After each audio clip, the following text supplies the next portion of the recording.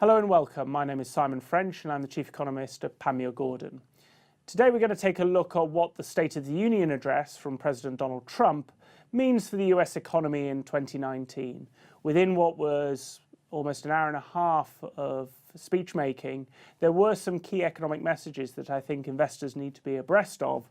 throughout the year. So the first of those was the ongoing trade conflict between the US and China and how that may evolve in the coming weeks. There is a key deadline coming up, the 1st of March, when there is the potential for a significant tariff increase on hundreds of billions of dollars worth of Chinese imports. And whether that will be averted will, to large part, be determined by the talks between Treasury Secretary Mnuchin and also Robert Lighthizer, the US Trade Representative, and their Chinese counterparts, and the degree to which that particular event, which is going to dominate investors' attention towards the back end of the first quarter, will crystallize into a solution, a survival solution which will avert further tariff increases, or whether actually it will break down and we will see further friction. My own view is that the ongoing trade conflict, which I've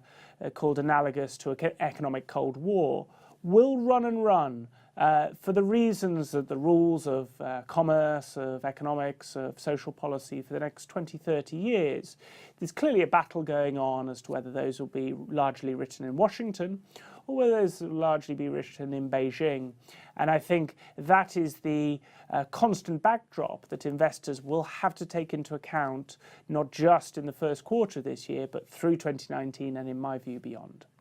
So the second aspect from the State of the Union address was the infrastructure plan, which was spoken about by President Trump, as was candidate Trump during the campaign stages. And this is the idea of $1 trillion of funding being pushed towards improving US infrastructure, roads, bridges, railways, the kind of thing that economists see as having significant economic multiplier and certainly would represent the potential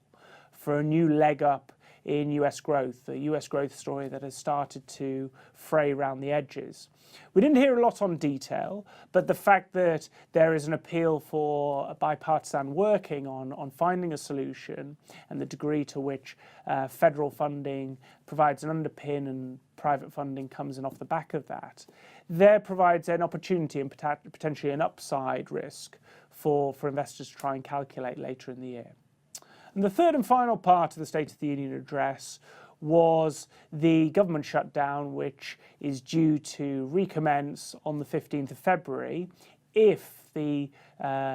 Congress cannot come to an agreement with the President on the funding for the Southern Wall.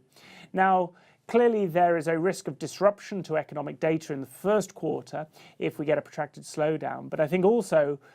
investors must